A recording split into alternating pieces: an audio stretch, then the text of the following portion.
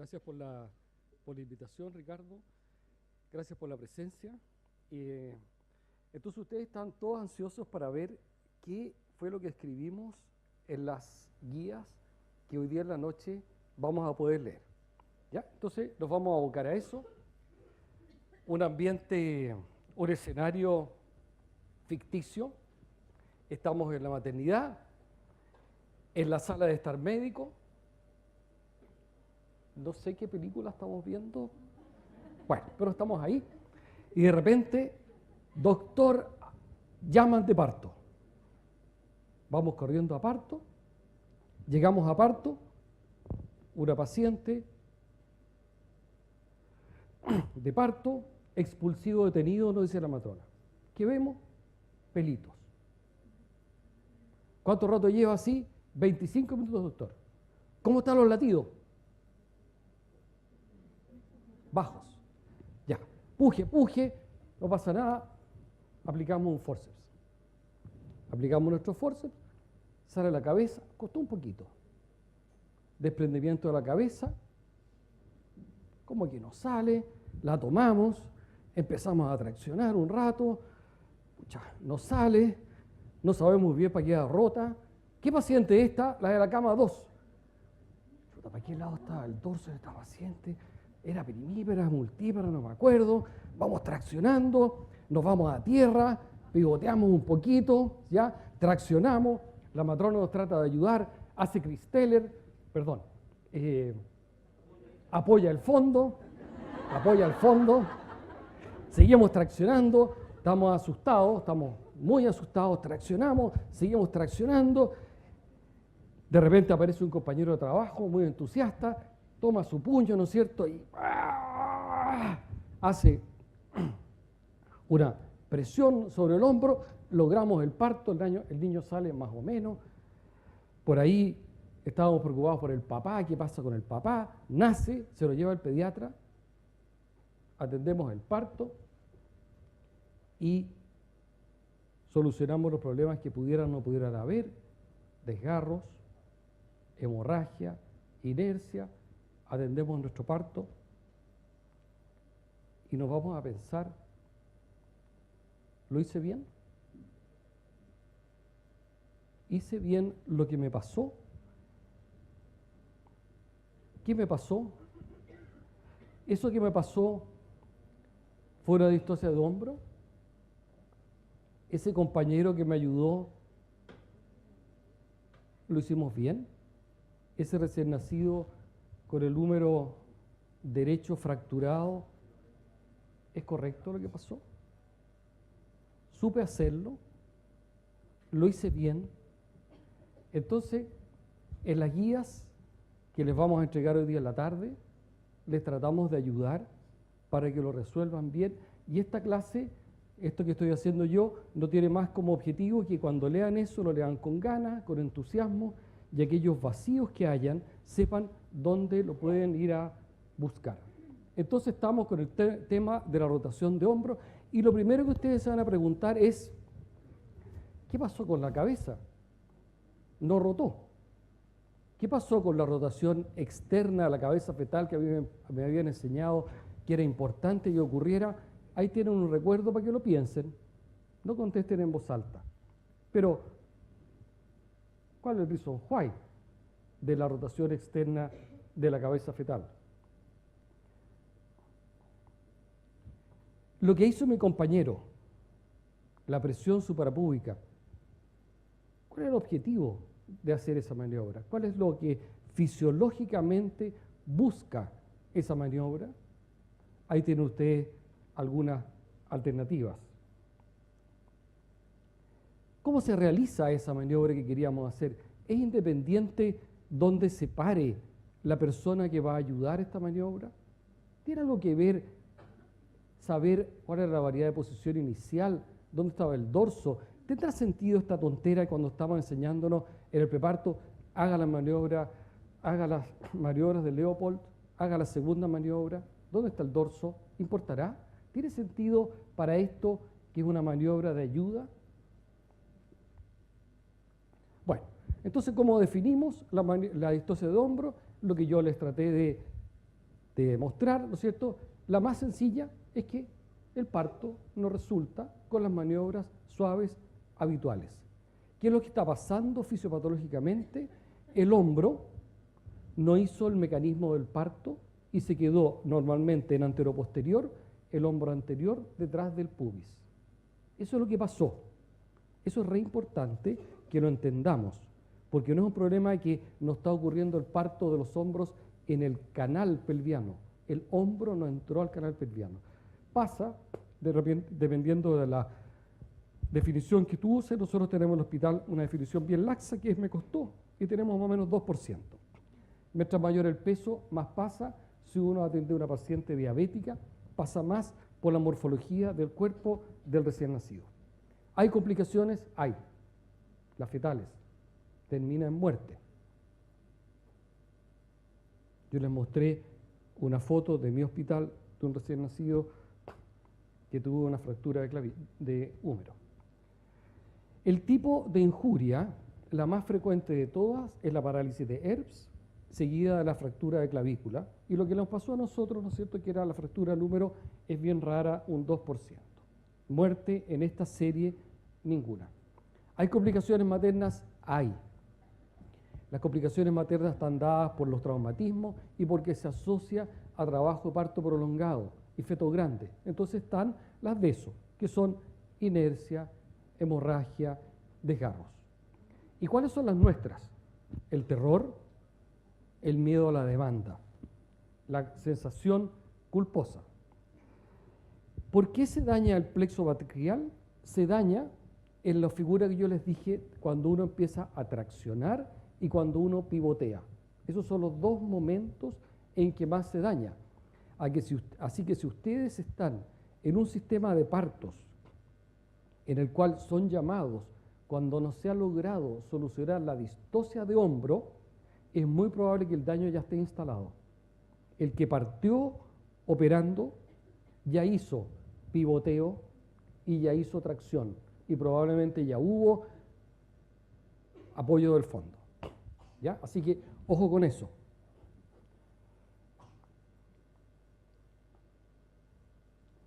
Aquí les tenemos un pequeño video.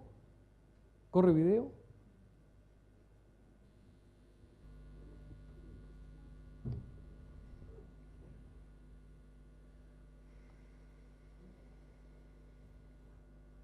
Esto lo sacan de internet, es la distocia de hombro, y lo que le quiere mostrar aquí en internet es, fíjense, descenso de la cabeza fetal, rotación interna de la cabeza fetal. Aquí viene el momento, ¿no es cierto?, de la orientación y descenso de los hombros, y no se produce, el hombro queda atrás del pubis, y la tracción, el pujo y el pivoteo dañan el plexo. Eso está en internet, Google, distocia de hombro, videos.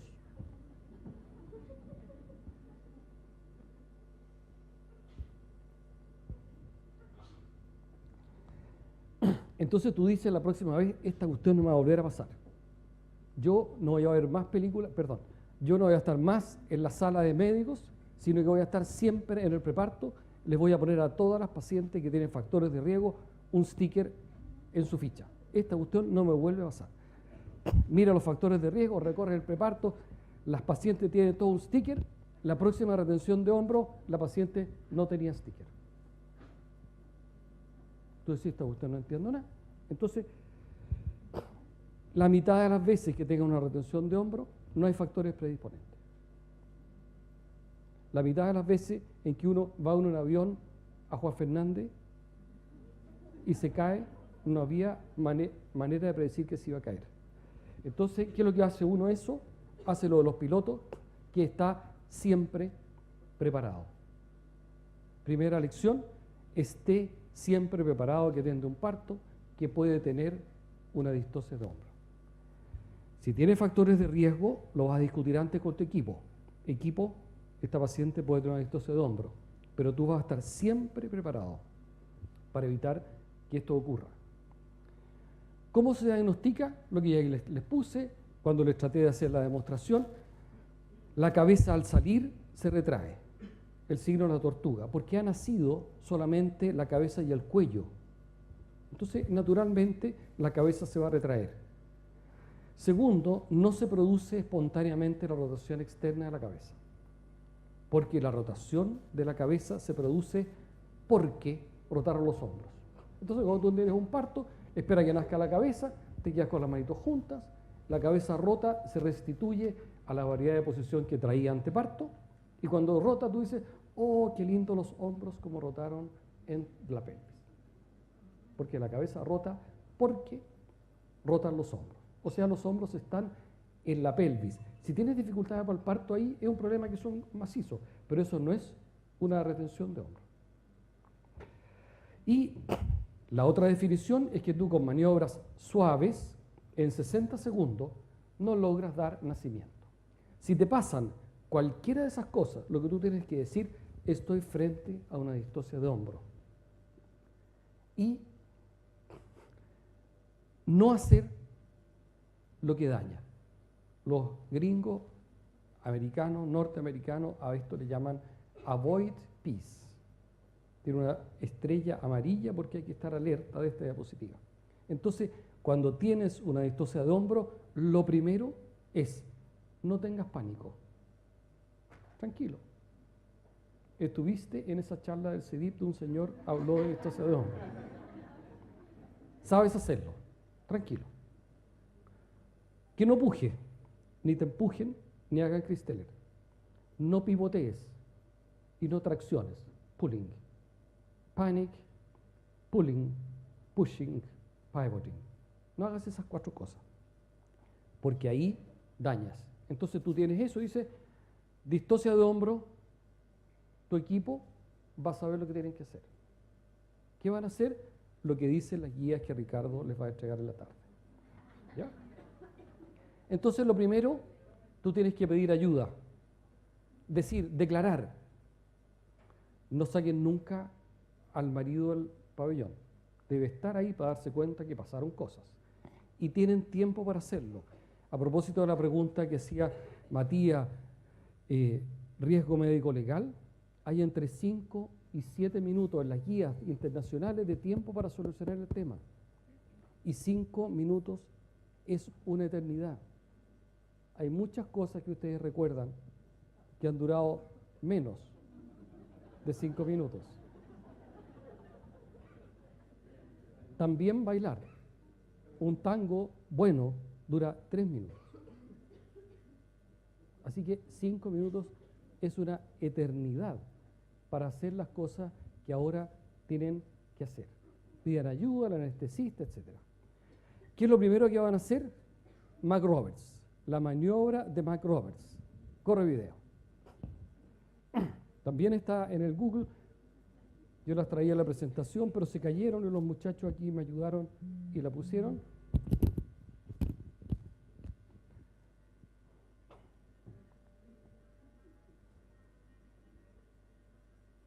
Entonces McRoberts, y lo que hace McRoberts es que mejora el ángulo y ayuda a que el hombro entre. Suena la suite para cello de Bach, que está en el video, no es mío, ¿ya? ¿Qué no sabemos habitualmente de McRoberts?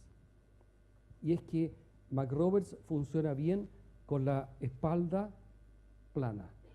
Entonces, cuando uno va a atender un parto de una paciente que pudiera tener una distocia de hombro, hay que buscar una camilla que rápidamente se pueda poner flat y no tan sentada y un poquito más acostada. La paciente en un decúbito mayor, por eso le puse esta flecha aquí con rojo. Funciona mejor, entonces tú dices, McRoberts, puede tomar las pierneras y usar las pierneras o liberar las piernas y acuérdense que bajar la cabecera de la paciente funciona mejor. Aquí hay un detalle de que lo que hace en el fondo es lo que les mostró el video, mucho mejor que esta secuencia. Y después van a hacer, o junto con, no van a hacer presión suprapúbica. Saquen la tarjeta de distocia de hombro, sáquensela, donde dice presión suprapúbica bórrenla y escriban desplazamiento suprapúbico. Para esto no es el más grande de la maternidad para empujar, es el que sabe hacerlo, porque el objetivo fisiológico no es meter los hombros, sino que desplazar los hombros al diámetro oblicuo. Entonces no es una forma, no es una fuerza anteroposterior, sino que es una fuerza lateral. ¿Desde dónde? Desde donde estaba el dorso fetal. Entonces, cuando tú dices, ojo, esta paciente puede tener una distosia de hombro, el que va a hacer desplazamiento suprapúbico se para al lado del dorso. Ahí está parado. Entonces, cuando te toque desplazar, desplazas, si era derecho, desplazas en esta dirección, si era izquierda, desplazas en esa dirección. Entonces, no da lo mismo donde va a estar el ayudante o el colaborador. Tú dices distosia de hombro y sabe que no va a ser una presión suprapúbica, sino que va a ser un desplazamiento suprapúbico. La mano se presiona con la eminencia tenar.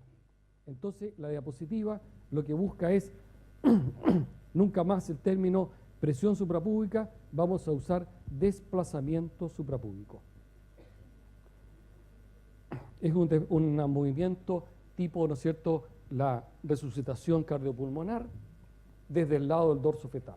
Y la idea es que en el momento que tú haces el desplazamiento no haya pujo, porque si hay pujo se va a impactar más el hombro. Entonces la idea es coincidir la fuerza y que en el momento que tú crees que lo lograste, en ese momento se produjo el pujo. Después, las guías hablan de una serie de maniobras que lo que tienen como objetivo es desde la vagina situar los hombros, que tienen nombres propios. Rubin, Woods 1, etc. Pero la fisiología, la razón fisiológica es desde la vagina poner los hombros en oblicuo. Esa es la idea, ¿ya?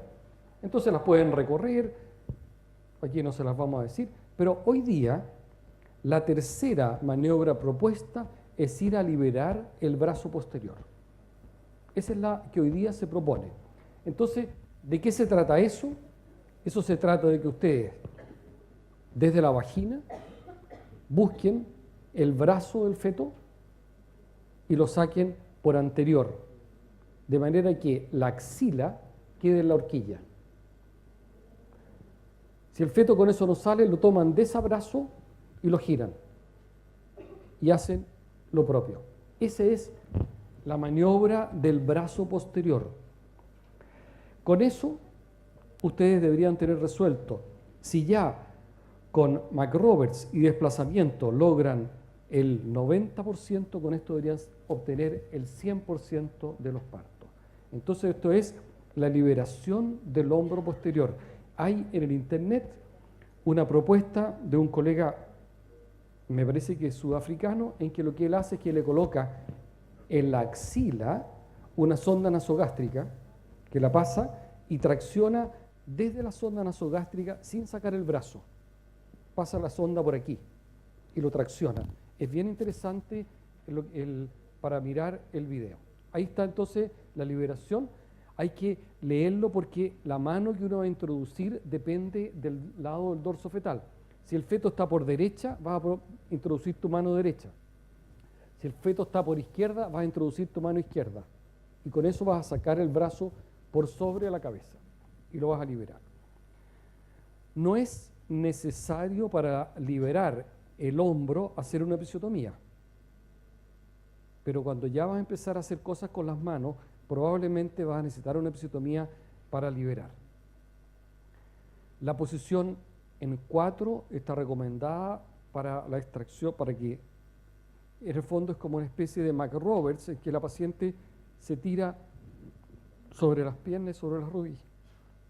Como último recurso, quiebra la clavícula. Yo creo que nadie que haya intentado fracturar una clavícula lo logra, y las veces que se fracturan es cuando uno no quería, así que esto es un contrasentido absoluto. Sin fisiotomía no hagan porque no sabemos hacer y vamos a producir daño, y nunca me ha tocado ni he visto la maniobra de Sabanelli, que es hacer una cesárea y restituir la cabeza desde la vagina. Estar atento que pueden pasar cosas. Documente en detalle. El recién nacido con el útero fracturado. Voy a la ficha. Se atiende parto vaginal eutóxico sin incidente. No resulta, ya lo decía el doctor Rojas, hay que ser transparente, relatar. Si las cosas son transparentes y se relatan, normalmente uno está en la lex artis y sale adelante frente a alguna situación médico-legal. Entonces, ¿qué cosas queremos cuando lean la guía hoy día en la noche que se les quede? Esté siempre preparado. Retengan mejor el concepto que es impredecible a que es predecible por factores de riesgo. Compórtense como un piloto. Cada tanto tiempo revisa el tema, ve, discute con su equipo y tiene su equipo preparado.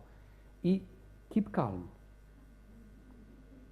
Acuérdense, saben hacerlo, tienen tiempo, 5 a 7 minutos para resolverlo. No dañar. Avoid peace. Acuérdense de eso. Entonces, les insisto, estos son los momentos en que se daña el plexo.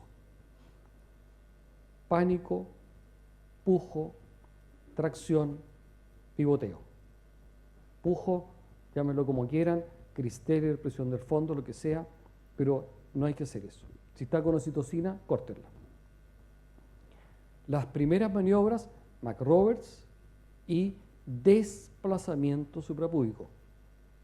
De ahora en adelante desconocemos la palabra presión suprapúbica. Ahora para adelante es desplazamiento suprapúbico. Mientras más maniobras, peor van a salir las cosas. Hay más eventos adversos. La tercera maniobra es la liberación del brazo posterior, así que revísenla, léanla, mírenla en el internet, hay literatura y imágenes al respecto. Entonces, volvemos a las primeras diapositivas. La rotación externa de la cabeza fetal ocurre porque rotan los hombros. Entonces, la próxima vez que rote una cabeza, ustedes dicen, qué maravilla, no pasó distosia de hombro. Esperen en el parto a que la cabeza rote sola, porque es sorprendente el número de veces que uno asiste a que atendemos partos y no tenemos conciencia de cuál era la variedad de descenso. En el escenario que yo les puse del hospital típico, no sabemos. El desplazamiento suprapúbico, ¿qué es lo que busca? La diferencia de la diapositiva del inicio y esta es que la de inicio decía presión y ahora dice desplazamiento, orientar el hombro en el diámetro oblicuo, en el libro de Pérez Sánchez, ¿no es cierto?, Mecanismo del parto, hay que leerlo, es verdad, y se realiza el desplazamiento como una maniobra en sentido lateral, no antero-posterior, lateral, dependiente del dorso fetal. Eso era lo que queríamos compartir con ustedes. Muchas gracias.